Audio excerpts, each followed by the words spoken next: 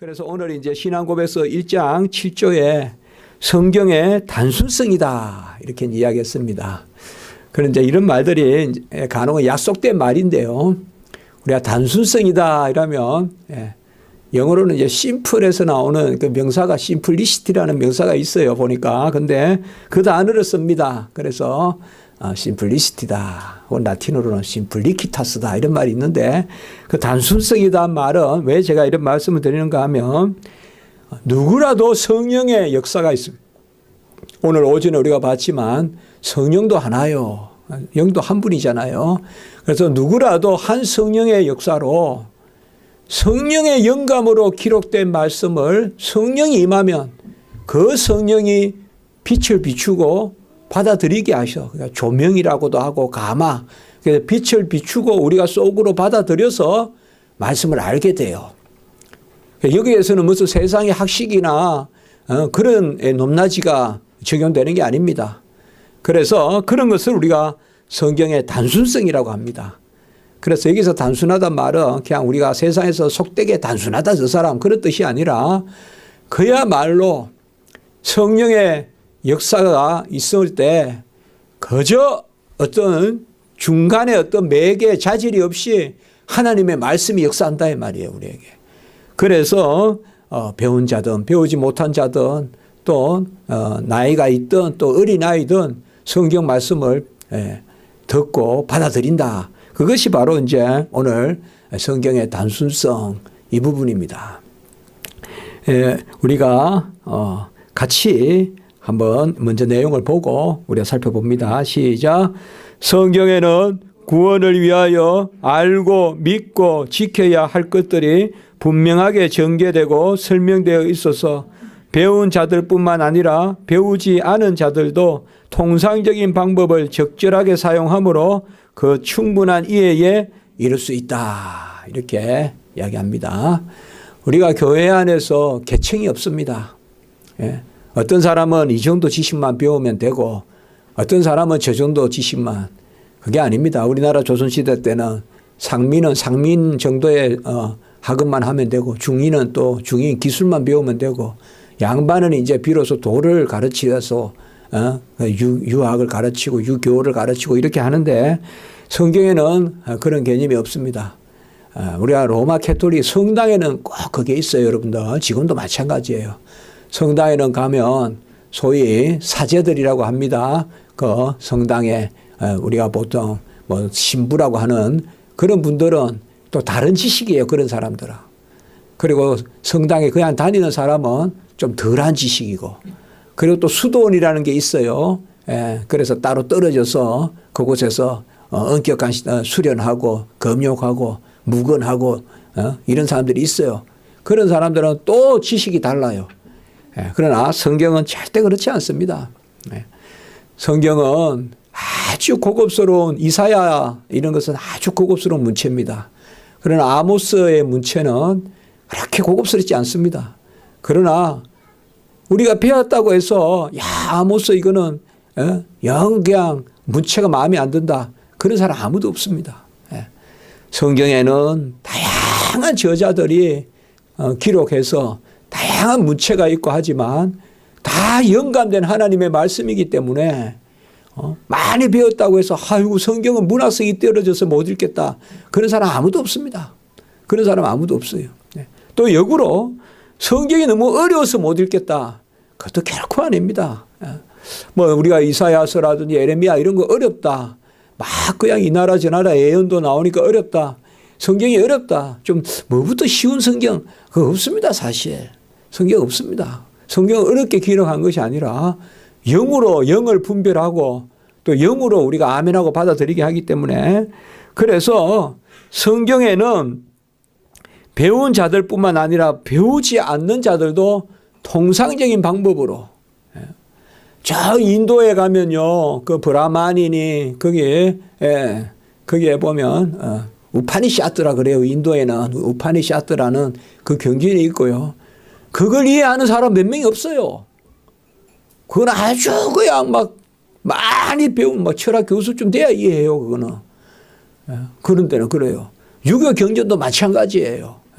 우리나라에 태계하고 저기 뭐 율곡이나 기대승인이 이항이 태계지만 기대승과 이항이 편지를 주고받았는데 그 편지 이해하는 사람 없어요. 몇 명. 기가 뭐고 또 뭐 이가 뭐고. 그러나 성경은 그렇지 않아요. 성경은 무슨 교육자들만 잘 이해하고 결코 안 그렇습니다. 우리 교육자들 그런 마음으로 하는 거 아닙니다. 교육자들은 전체를 체계적으로 가르치고 선포하게끔 그것을 배운 거지 성경을 교육자들은 더 잘 배우고 더 잘 받아들이고 그건 아닙니다. 그렇게 보시면 안 됩니다. 네. 우리는 체계적으로 그것을 하는 거예요. 네. 뭐 사실 어떤 사람은 또 그렇잖아요. 어떤 사람은 가꾸기도 하고 어떤 사람은 빻기도 하고 밀가루를 빻아도 그렇게 하지 않습니까? 그건 마찬가지입니다. 어떤 사람은 심고 어떤 사람은 거두고 어떤 사람은 빻고 어떤 사람은 또 그거가 쪄고 그래야 또 떡이 나오지 않습니까? 그러면 떡 준 사람은 뭐 내 혼자만 다 했다 그렇게 할 수가 없잖아요. 마찬가지예요. 교회도 은사거든요. 그래서 절대 우리가 배웠다 못 배웠다 할 필요가 없어요.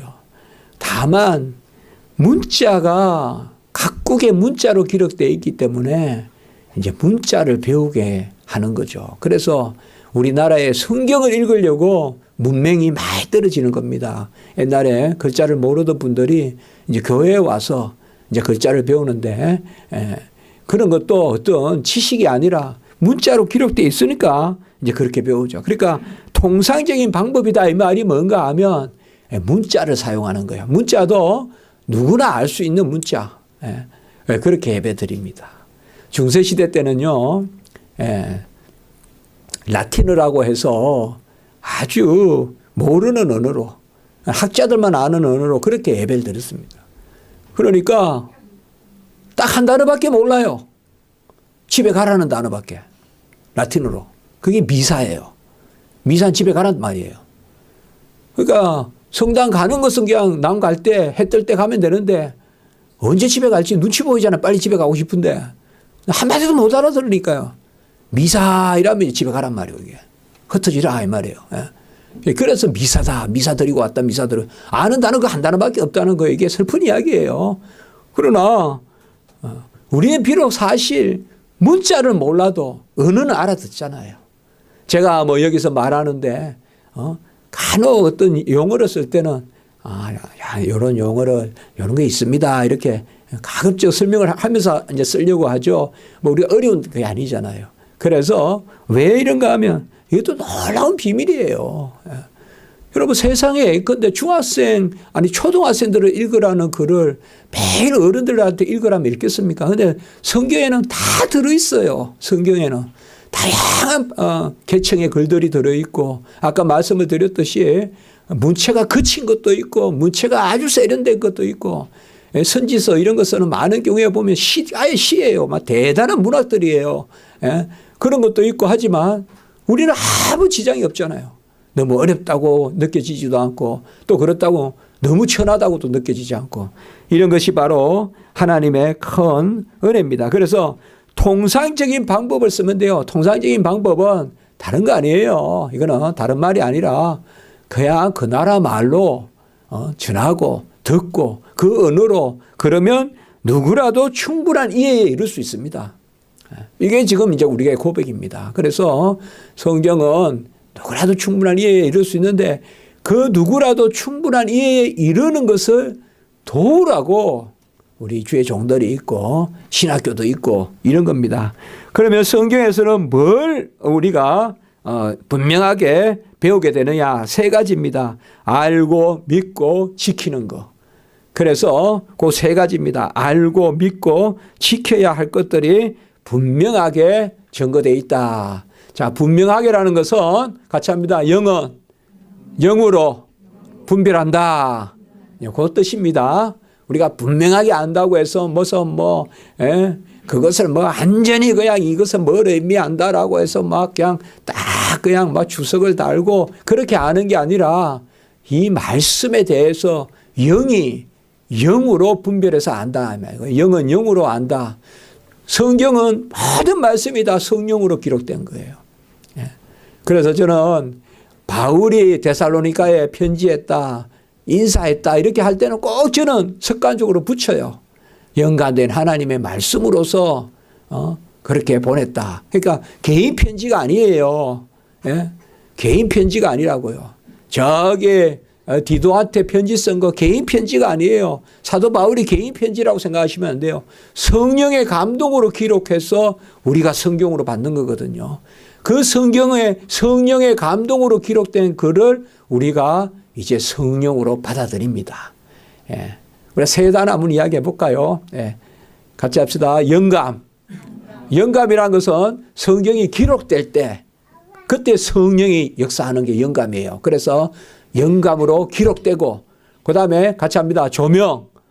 조명이란 말은 하나님의 말씀을 우리에게 비치는 거, 떨어지는 거예요. 그리고 또 같이 합니다. 가마. 가마라는 걸 받아들이는 거예요. 그래서 조명과 가마는 사실 같이 일어나요. 받아서 드리는 거니까. 그래서 받을 숫자 드릴 납자 같이 합니다. 수납. 예, 그런 말을 씁니다. 그러니까 성령으로 기록된 말씀을 성령으로 수납한다 이 말이에요. 예, 그때 이제 우리 안에서는 그것을 믿음으로 받는다 이렇게 이야기하는 거예요. 아침에도 이야기했지만 자 그래서 우리 시편 119편 105절 잘 아는 말씀입니다. 시작. 주의 말씀은 내 발의 등이요 내 길의 빛이니이다. 우리는 내가 앞서면 안 됩니다. 말씀이 앞서야 돼요. 네, 말씀이. 그래서 말씀에 내가 항상 따라가는 마음을 가져야 돼요. 오늘 제가 그래서 설교했죠, 여러분들.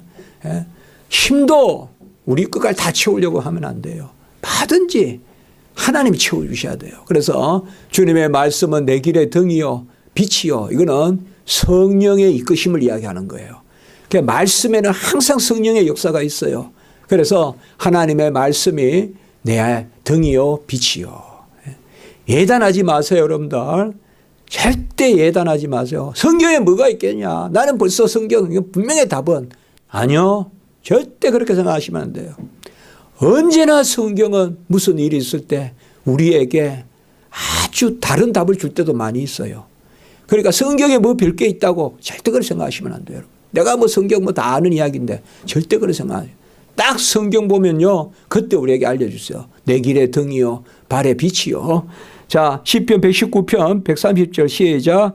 주의 말씀을 열면 빛이 빛이요. 우둔한 사람들을 깨닫게 하나이다. 예, 그래요. 예. 여러분, 어떤 어려움이 있더라도 꼭 성경에 소망을 가지세요. 꼭 성경에.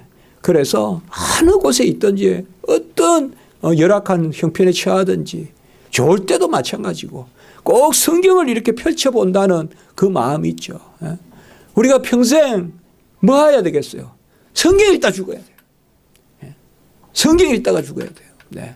그러니까 그래서 우리 눈을 성하게 해야 돼요. 성경 읽으려고. 예. 그래서 보세요. 주의 말씀을 열면 빛이 비추어. 이것을 아멘할 수 있어야 돼요, 우리가. 아니, 뭐 성경에 뭐가 있겠다고, 사도행전에 뭐가 있겠다고. 아니요. 사도행전 어느 한 구절이 그때 나에게 말씀이 되는 거예요. 주의 말씀을 열면 빛이 비추어. 예언서, 선지서 그렇게 많은 말씀이 평소에는 이게 무슨 말씀인가 했는데 딱 한 말씀이 나게 올 수도 있어요. 그러니까 항상 말씀에 소망을 가져야 돼요. 같이 합니다. 설교의 소망, 말씀의 소망, 기도의 소망. 이런 소망을 항상 가지고 있어야 돼요, 여러분들. 소망이 있어야 돼요, 소망이. 무슨 일이라도 다 끝났다 생각하면 안 돼요. 친구도 없고, 내 아이디어도 없고, 능력도 없고. 아니요. 소망이 있어요, 우리에게는. 말씀이 있고, 기도가 있어요. 성경이 있어요. 주일 강단에 말씀이 소망이고, 성경이 소망이고, 기도가 소망이고.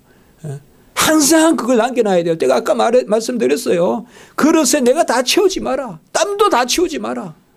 아무리 해도 나는 여기 30% 40%도 못 채웁니다. 여호와여 땀을 채워주소서. 여호와여 눈물을 채워주소서. 여호와여 지식을 채워주소서. 항상 우리는 여호와 걸 채워야 돼요. 내 것으로 다 채웠다. 절대 안 됩니다. 절대 안 돼요. 우리 성도님들. 절대 안 돼요.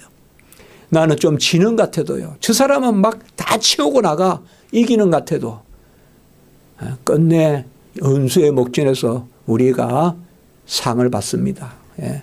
그 귀한 잔치상을 받는다고요. 승리의 상을 받거든요. 그래서 오늘 이 말씀 잘 기억합시다. 주의 말씀을 열면 빛이 비추어 우둔한 자가 깨닫게 된다. 자, 사도행전 17장 11절 12절 시작. 베레아에 있는 사람들은 데살로니카에 있는 사람들보다 더 너그러워서 간절한 마음으로 말씀을 받고 여럿이 그러한가 하여 날마다 성경을 상고함으로 그 중에 믿는 사람이 많고 헬라의 기부인과 남자도 적지 아니하니.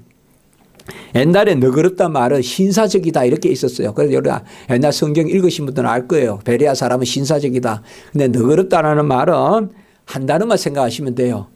가르칠 만하다. 예? 예? 가르칠, 영어로 teachable, 가르칠 만하다. 그러니까 이게 바로 옥토예요. 옥토는 뭐가 옥토냐? 말씀이 떨어지면 가르칠 만한 사람. 그래서 우리는요, 말씀 앞에 강팍하면 안 돼요. 항상 내 마음이 가르칠 만하게, teachable, 가르칠 만하게, 그거예요. 그래서 항상 언제다요. 저도 말씀 준비하면서 그렇고, 저도 이제 오후에 어느 또 강 목사님 설교 들으면서도 그렇고, 항상 우리는 마음에 말씀의 소망을 갖고, 그 말씀에서 지금 하나님이 들려주시는 그 음성, 그거 생각해야 돼요. 그래서 가르칠 만해야 돼요. 우리의 마음이. 말씀이 떨어지면 가르칠 만해야 돼요. 자, 오늘 여기까지 하고.